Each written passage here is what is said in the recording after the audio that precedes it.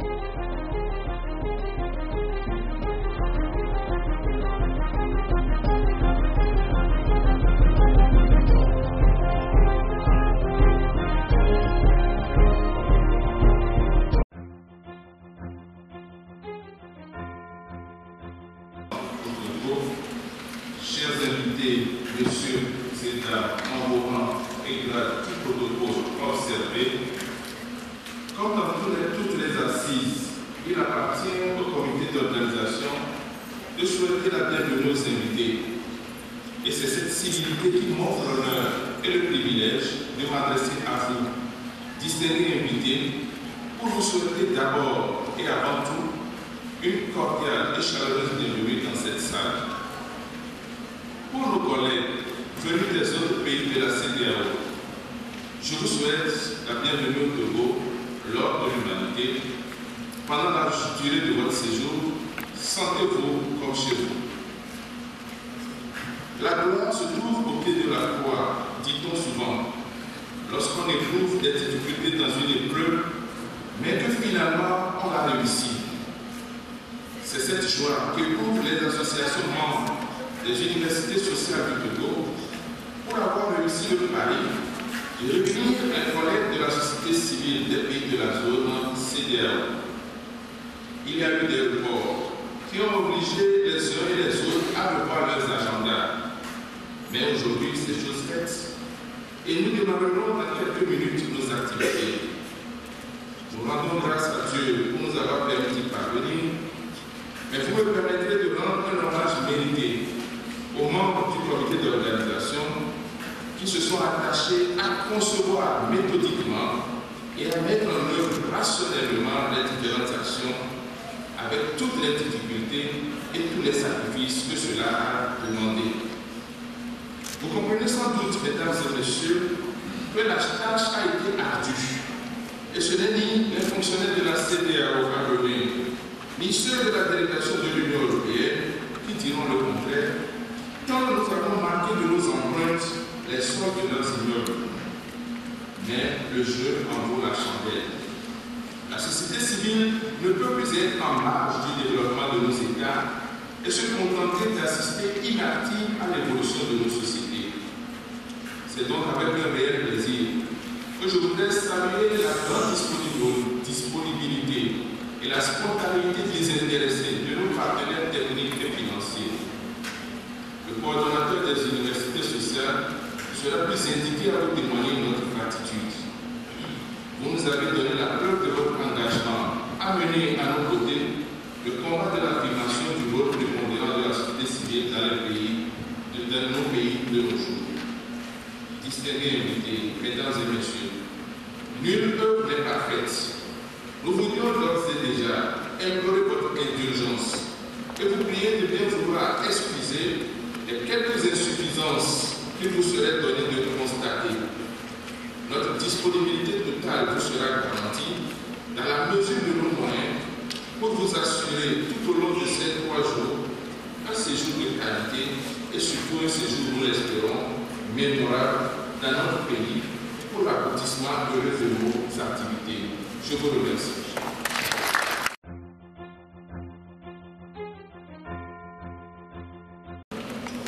Représentant résident de la CEDEAO au Togo, Excellence, Monsieur l'ambassadeur, chef de la délégation de l'Union européenne au Togo, Mesdames et Messieurs, représentants les institutions internationales, Mesdames et Messieurs, responsables des partis politiques, chers invités, en vos rangs, grades, tout protocole observé, chers amis.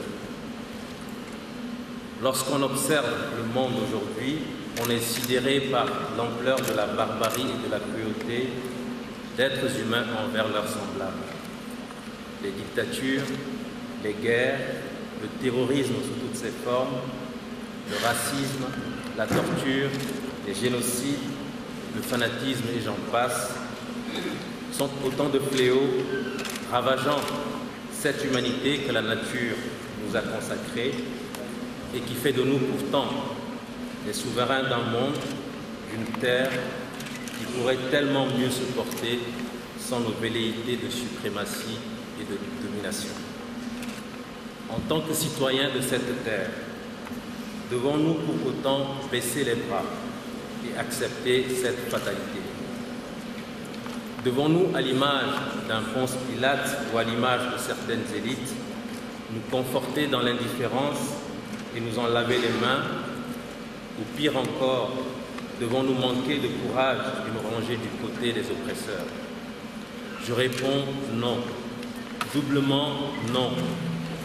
Triplement non. En tant que citoyens de cette terre, nous ne pouvons pas accepter être de simples observateurs.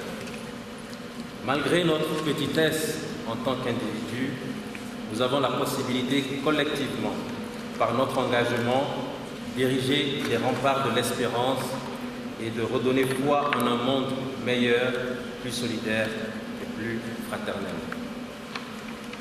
La région ouest africaine a aussi connu des moments difficiles.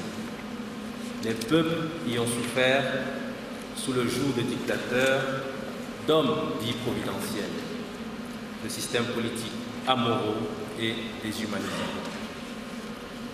Aujourd'hui encore, la corruption, la mauvaise gouvernance, l'exploitation des peuples, l'accaparement des richesses, le refus d'une alternance démocratique sont érigés en système de gouvernement.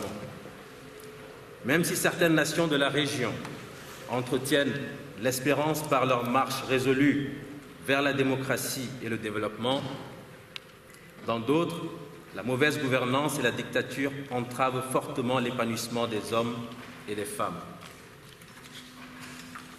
Pour prévenir ou lutter contre cette oppression des peuples, cet avilissement d'êtres humains par quelques congénères, des instruments ont été imaginés. Le protocole sur la démocratie et la bonne gouvernance de la CEDEAO fait partie de ces instruments que les hommes ont façonnés pour éviter que l'homme ne devienne un prédateur pour ses concitoyens.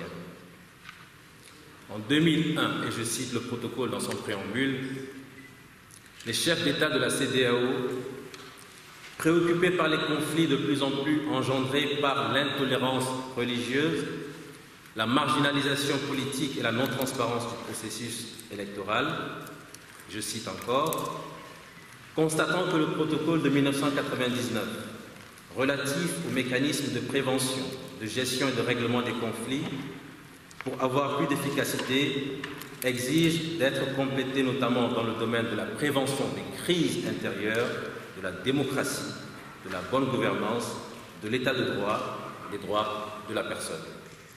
Les chefs d'État, donc, ont convenu de ce protocole additionnel. La portée de ce document additionnel est donc d'une importance capitale pour les peuples de la région et nous avons la responsabilité, durant ces 3 jours, de mûrir la réflexion pour que sa mise en œuvre puisse être effective, si nous voulons que la CEDEAO, celle des peuples, puisse véritablement éclore. Nous sommes aujourd'hui réunis ici, au nom des peuples de la région ouest africaine, pour apporter notre contribution à la fondation d'États démocratiques, ayant la bonne gouvernance comme système et résolument tournés vers le développement et l'épanouissement. Notre continent est très riche, riche de la jeunesse, de la force et de la diversité de ces hommes et de ces femmes, riche de leur esprit de créativité et de solidarité, riche de son sol, ses terres et ses océans. Nos dirigeants ont aujourd'hui la responsabilité historique de faire de cette richesse un moteur de développement pour un épanouissement collectif et un vivre ensemble en parfaite harmonie. Et nous, peuple d'Afrique, avons la responsabilité morale de les y accompagner. Fort de cette conviction, je voudrais donc remercier tous ceux qui ont cru dès les premières heures en cette initiative citoyenne. Je ne pourrais les citer tous, mais permettez-moi de remercier particulièrement Son Excellence, l'ambassadeur Berlinga Martinez, chef de la délégation de l'Union européenne, qui, le premier, a fortement soutenu cette rencontre des peuples. Permettez-moi aussi de dire merci au Comité catholique contre la faim et pour le développement, Terre solidaire, qui accompagne nos sociétés dans leur longue marche vers un véritable vivre ensemble, et bien sûr, la Communauté économique des États de l'Afrique de l'Ouest, qui, dans sa dynamique vers des réformes importantes pour l'épanouissement des peuples, a accompagné la tenue de ces assises. Merci à son Excellence, M. Lompo Garba, ambassadeur représentant résident de la CEDEAO Togo, pour son engagement personnel et pour avoir cru en la capacité des universités sociales du Togo de relever ce défi. Je remercie aussi toutes ces bonnes volontés qui, dans l'anonymat, ont consacré des heures de dur labeur pour la réussite de cette rencontre, oubliant même parfois de s'arrêter pour boire ou manger. Merci de tout cœur. Le comité d'organisation vous prie de bien vouloir excuser les manquements qui, ça et là, pourraient survenir. Au-delà de ces manquements, nous espérons que le cadre de travail nous permettra d'atteindre nos objectifs et de faire des recommandations qui iront dans le sens du bon devenir de nos populations. Encore une fois, soyez donc les bienvenus sur la terre africaine du Togo. Je vous remercie.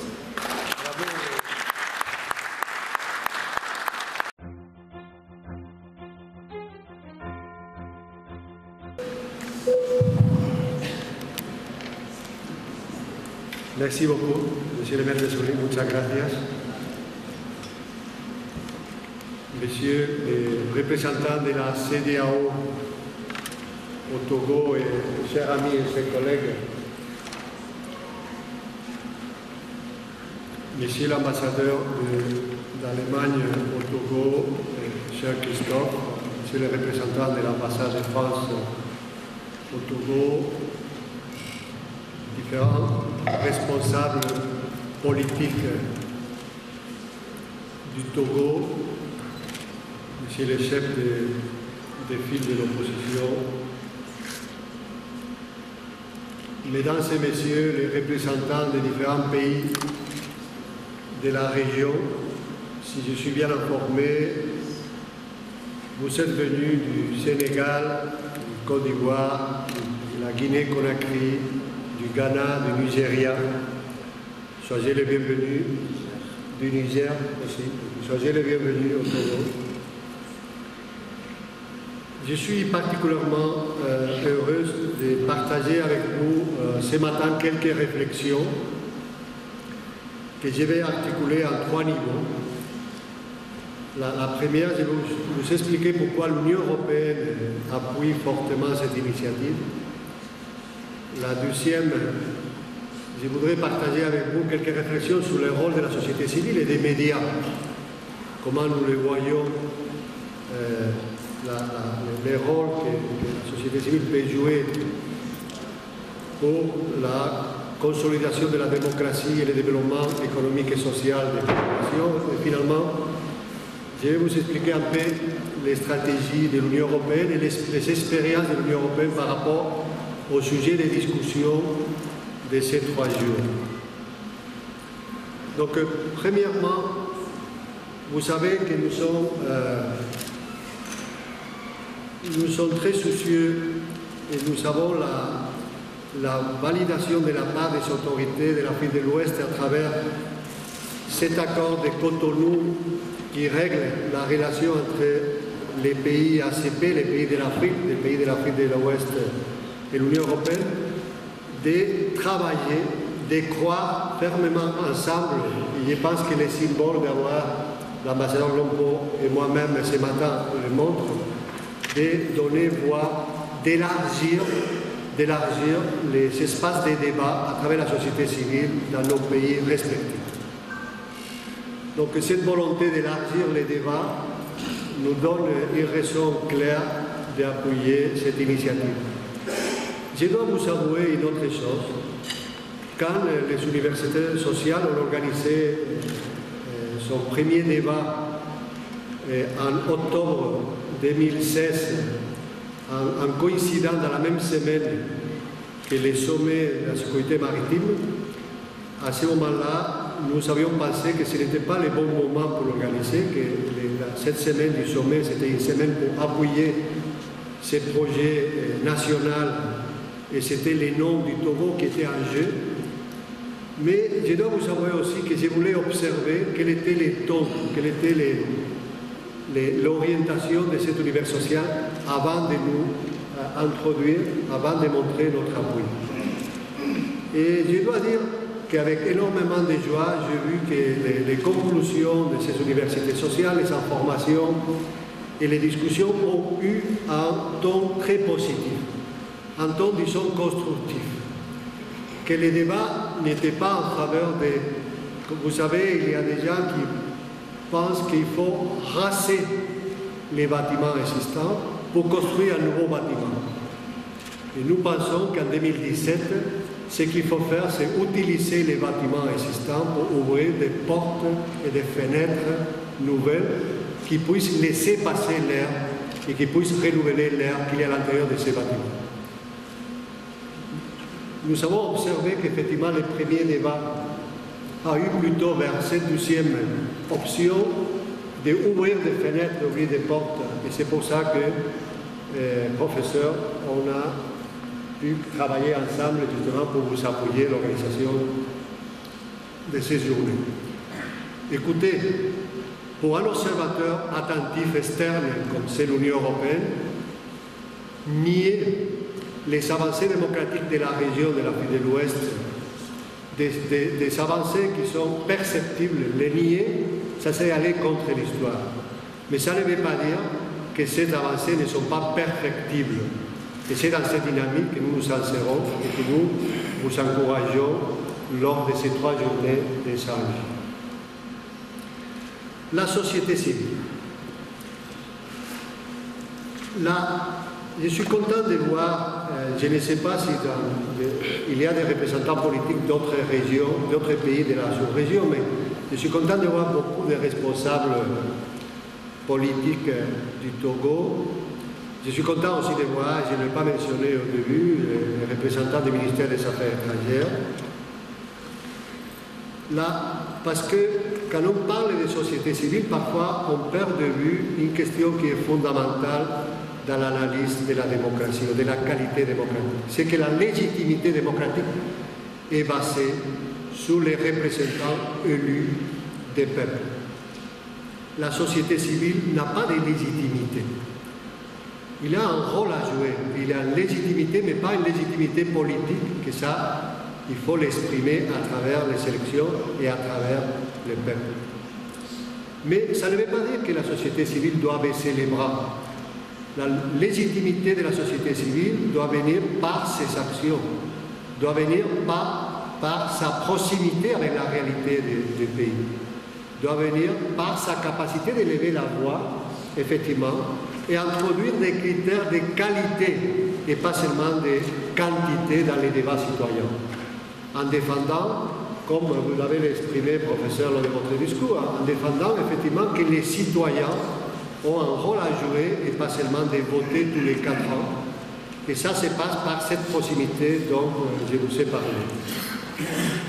Je pense que le rôle de la société civile peut venir aussi par un concept que parfois on oublie quand on fait des analyses par rapport à la situation dans des pays en Afrique ou en Europe.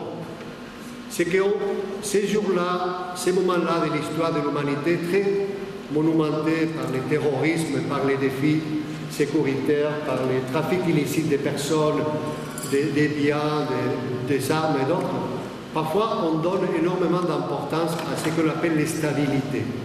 Ces pays, ces régions, ces communautés stables. Mais on oublie que la table de la stabilité ne peut pas soutenir s'il n'y a pas une autre patte très importante, que c'est l'éthique du bien commun, l'éthique de la responsabilité de l'intérêt général. Et donc, la société civile peut introduire ces débats, ces équilibres entre stabilité et éthique, et stabilité et intérêt général pour le bien commun.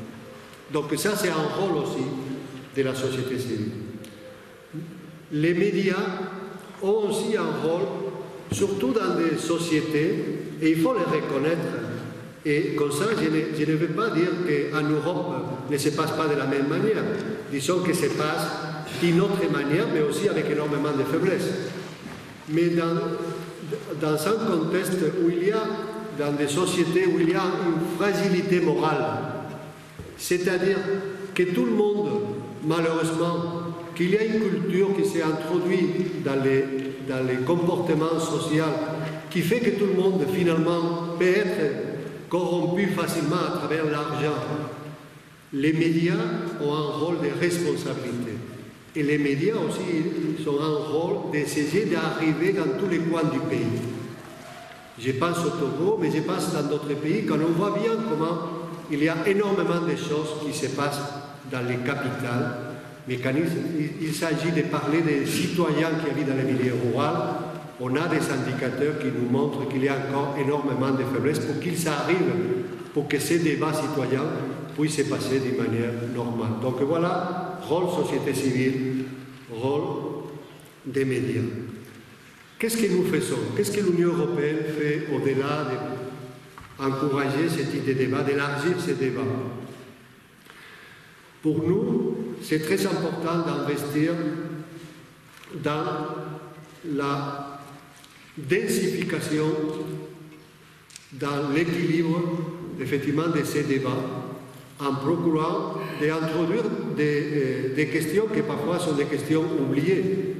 Par exemple, avec nos collègues de l'ambassade d'Allemagne, de l'Allemagne et de la France, on travaille beaucoup ces jours-là au Togo sur la fiscalité locale. Vous voyez, ce sont des choses qui peuvent, ou l'accès aux services de base. Et donc, ce sont des choses qui vont conformer, qui vont densifier ces concepts citoyens, qui vont donner voix, pas seulement aux grands représentants de la société civile qui sont réunis ce matin ici, sinon donner voix à toutes ces associations communautaires qui existent à toutes ces associations de femmes, à toutes ces personnes qui au niveau local veulent s'exprimer, veulent participer dans la gestion de leurs affaires locales. Concrètement, par rapport au sujet principal de discussion de ce jour-là, l'Union européenne a participé depuis longtemps à des missions d'observation électorale, aux missions d'expertise électorale, et donc nous avons toute une panoplie de recommandations qui en fait nourrissent nos dialogues avec les autorités de l'Afrique de l'Ouest au niveau régional et au niveau national. Normalement, toutes ces recommandations se concentrent sur 6 points que je vais brièvement vous soulever. Le premier point, il s'agit sur les commissions électorales. Et normalement, nous encourageons, sur la base de tous ces rapports qu'on a fait, tous ces rapports d'observation électorale, nous encourageons évidemment la dépolitisation des commissions électorales. Et il y a des exemples dans la région qui montrent peut-être les chemins pour ses voisins et ses partenaires. Le deuxième point sur lequel nous discutons normalement avec les autorités, c'est sur les fichiers électoraux. Et nous plaidons fortement en faveur d'un renforcement des services d'état civil qui puissent régulariser l'inscription sur les listes électorales des citoyens, éviter des doublons, éviter des manipulations et limiter ce qui existe par exemple au Togo où 75% des inscrits sur les fichiers électoraux sont faits sur la base des témoignages. Et donc ça ouvre énormément la porte effectivement à des malentendus et des malinterprétations. Le troisième point sur la carte électorale, vous savez, même en Europe, normalement, ce sont ceux qui sont au pouvoir qui définissent les circonscriptions électorales et parfois, évidemment, ils le font avec une idée derrière de favoriser leur intérêt. Ça fait partie de la légitimité démocratique. C'est que les standards internationaux défendent, c'est que cette capacité, qu'ils puissent avoir toujours une correspondance entre le nombre de citoyens et les élus qui ont la possibilité d'être élus dans cette circonscription électorale. Et les standards internationaux parlent de ne pas avoir un écart de plus de 15% quand il s'agit de représentation entre les citoyens qui peuvent élire leurs représentants. On parle aussi, et c'est le quatrième point avec les autorités, sur les campagnes électorales. Et on plaide en faveur des systèmes transparents ex ante et a posteriori des contrôles des dépenses électorales. Et il y a des mécanismes institutionnels et des mécanismes électoraux qui peuvent assurer ce type de questions. On parle sur la proclamation des résultats et on plaide fortement en faveur toujours et de nouveau de la publication des résultats par bureau de vote. Et il faut dire que dans la région, il y a énormément d'exemples en faveur de cette pratique que nous devons continuer ou que nous souhaitons continuer à élargir dans la région. Finalement, sur les contentieux, nous défendons aussi, ou nous plaidons auprès des autorités, de nouveau sur la base des recommandations des experts, sur un élargissement des délais de recours pour éviter que des délais très serrés, en fait, érodent la capacité de recours des personnes qui participent. Voilà un peu, en général, les 6 points. C'est un résumé des questions électorales que je vais laisser à la table pour de la discussion, si ça peut enrichir mon débat pendant ces jours-là. Bon, je termine brièvement en citant deux personnes, un Africain de l'Afrique de l'Ouest, même s'il travaille en Afrique du Sud, et un Européen parce que lui, il était né espagnol, mais avait vécu la plupart de sa vie en France il était très lié aussi à l'Allemagne.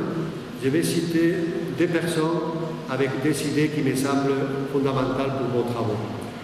Le premier, c'est le professeur Ayoun Sall, qui est venu au Togo plusieurs fois dans le cadre de la vision 2030 et qui m'a impressionné quand il a réfléchi sur l'identité.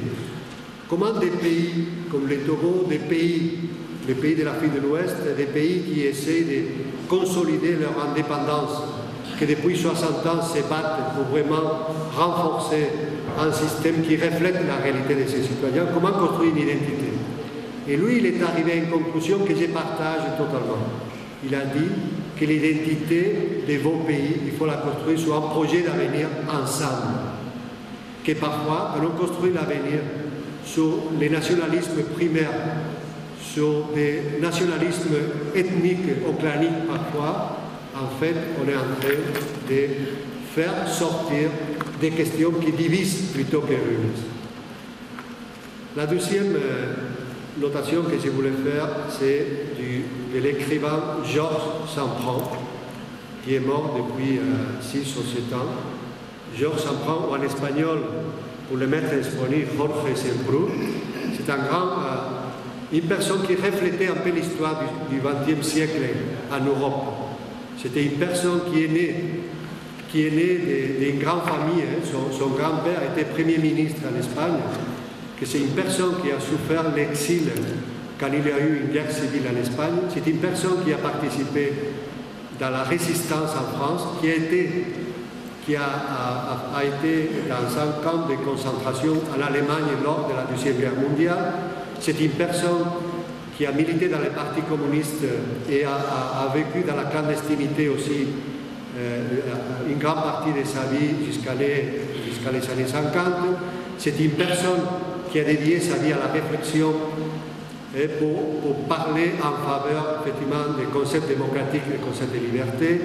Donc voilà, c'est ça qui reflète, de mon point de vue aussi, les efforts des Européens pour passer de la guerre et de l'affrontement à ce modèle de construction, à ce projet de construction européenne où nos différences, on les défend à travers les dialogues et à travers les discussions. Lui, il a dit dans son caractère littéraire, il a dit toujours que l'oubli et la mémoire sont toujours des fictions. L'oubli et la mémoire. Parfois, quand on entend parler des personnes, nous font des références du passé qui sont parfois ne reflètent pas les réalités. Que vraiment pour construire quelque chose qui réunit et pas quelque chose qui puisse réunir et pas diviser, il faut vraiment parler des concepts qui mettent dans un même niveau tous les citoyens. Il faut parler de citoyenneté, il faut parler d'égalité face à la loi, et que c'est comme ça qu'on peut construire un avenir ensemble. Merci beaucoup et merci de m'avoir donné l'opportunité de partager avec vous.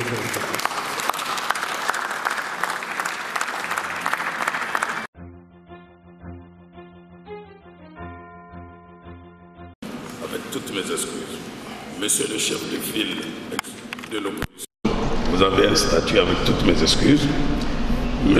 Excellence, Monsieur l'ambassadeur de l'Allemagne au Togo, Monsieur le représentant de l'ambassade de France,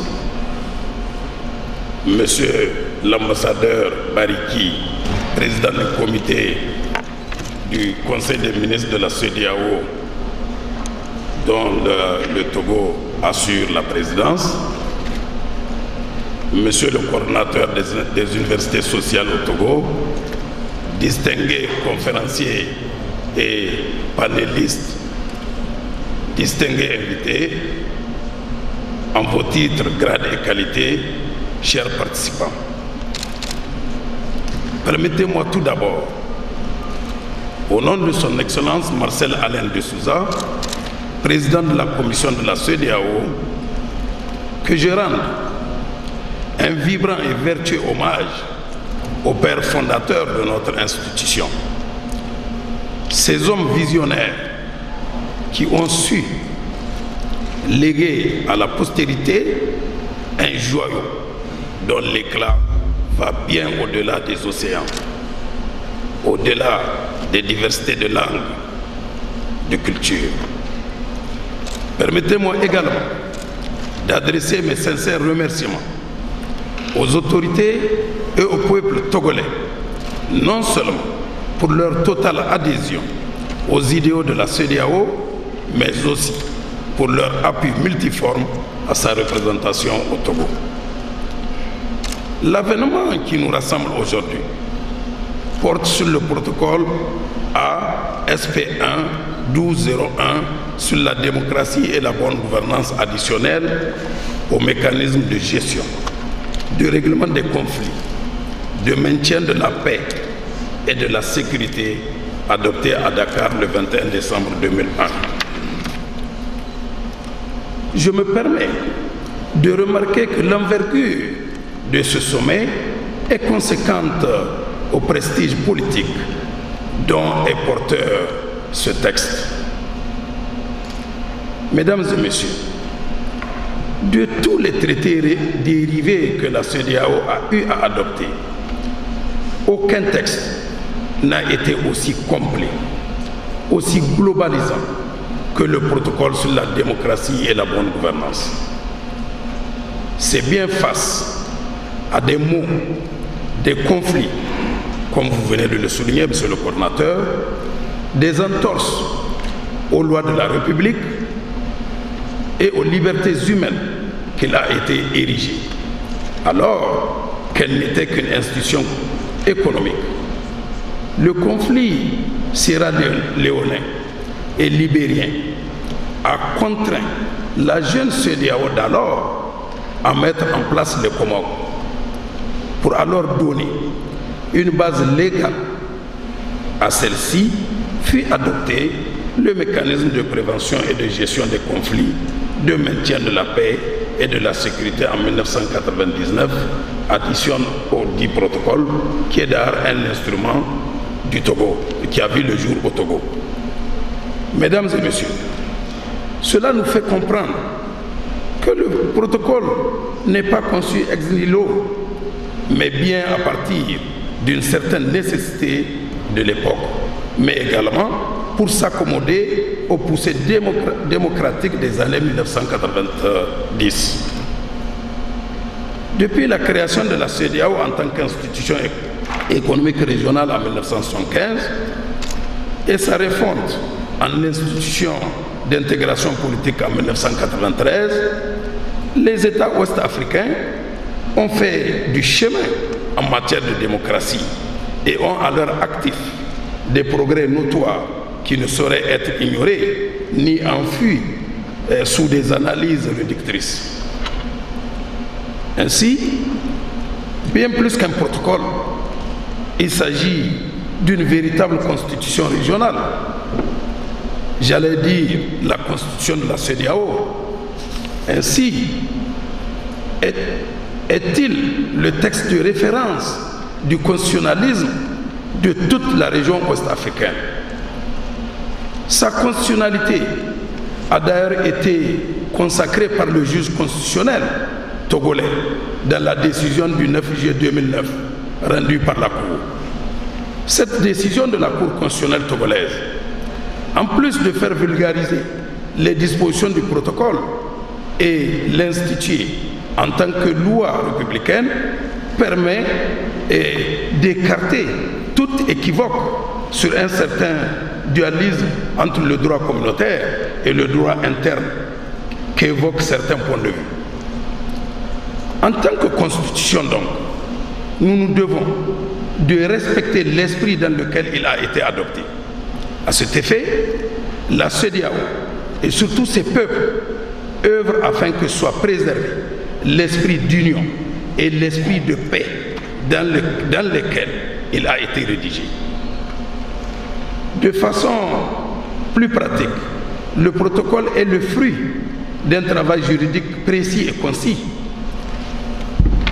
Lequel travail s'est inspiré des réalités sociologiques de nos peuples, notamment de la démographie galopante de la population dans la sous-région, l'extrême jeunesse, les différences culturelles, etc., etc. Étant donné l'essence économique de la CEDEAO, les rédacteurs du protocole ont le mérite de relever combien la paix est nécessaire au développement économique. Mesdames et messieurs, chers participants, c'est donc grâce à cette rationalité, à la cohérence scientifique et la vision holistique des chefs d'État et de gouvernement que les dispositions du protocole ont été appliquées avec efficience lors des cas de rupture démocratique dans un certain nombre de pays de la CEDEAO. Au Niger, au Mali, au Burkina Faso, en Gambie, au Togo en 2005 notamment. Relevons ici alors l'étonnante particularité du protocole qui se démarque des textes sertis de la rhétorique juridique et qui reste figé sans possibilité de prise en compte des besoins humains et sociétaux. Au regard de tout ce qui précède, force est de reconnaître que le protocole de consolidation, le protocole doit être dans un processus de consolidation dans les pratiques de nos sociétés. Car ce protocole, à notre sens au sein de la CEDEAO, il s'affirme avec bonheur. Il importe que cette dynamique positive se poursuive avec la contribution de tous, dans l'intérêt bien compris des peuples de notre communauté. Mesdames et messieurs les participants,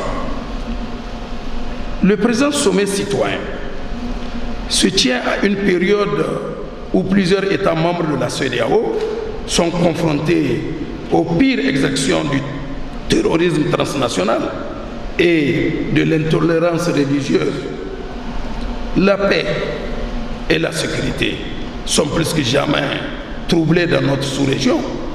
Toutes choses qui font subir aux populations concernées de lourds sacrifices en vies humaines et exposent les économies déjà fragiles de nos États, notamment les États du front, à des contre-coups fâcheux dans leur effort de développement.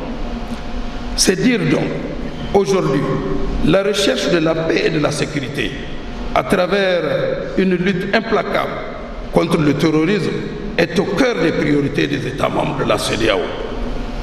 Dans cette optique, je suis certain que fort de l'esprit citoyen, monsieur le coordinateur, qui vous anime, mesdames et messieurs les participants, vous avez pleine conscience des actes néfastes que nous imposent ces terroristes sans foi ni loi.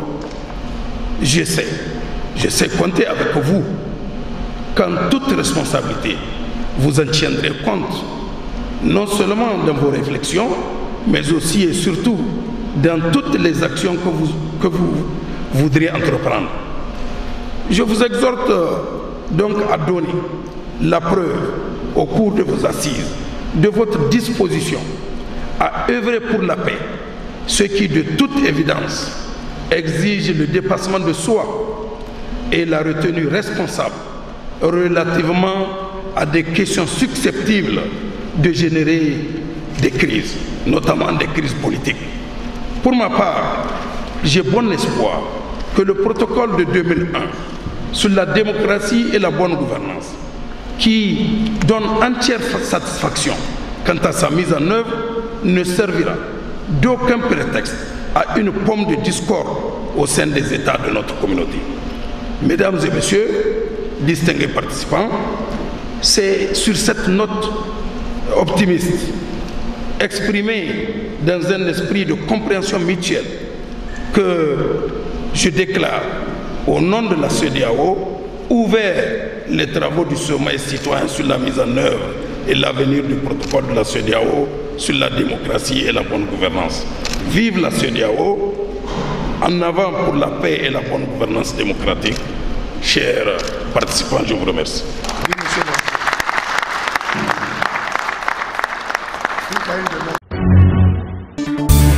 La Gazette du Togo, une vision sur l'actualité togolaise et sur le monde. Rejoignez-nous sur le www.lagazettedutogo.com ou sur nos comptes Facebook, Twitter et YouTube. Pour tout contact, Écrivez à contact@lagazettedutogo.com ou appelez le 92 80 88 53.